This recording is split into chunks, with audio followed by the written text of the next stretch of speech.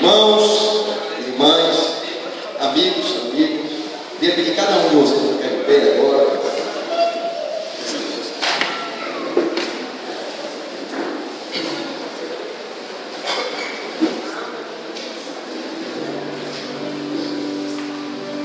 Olha só,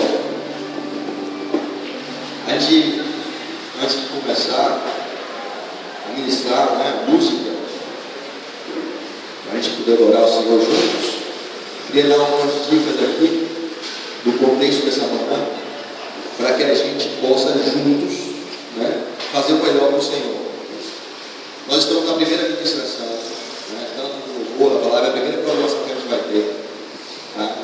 Ainda tem pessoas, irmãos chegando, então muitas vezes fica o entra e sai no local de reunião. Isso nos desconcentra, uma das coisas que roubam um pouco a nossa atenção.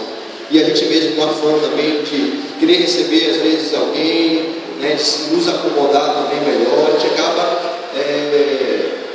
nos desconcentrando, e roubando um pouco do tempo que a gente poderia estar oferecendo mesmo melhor, totalmente focado no Senhor.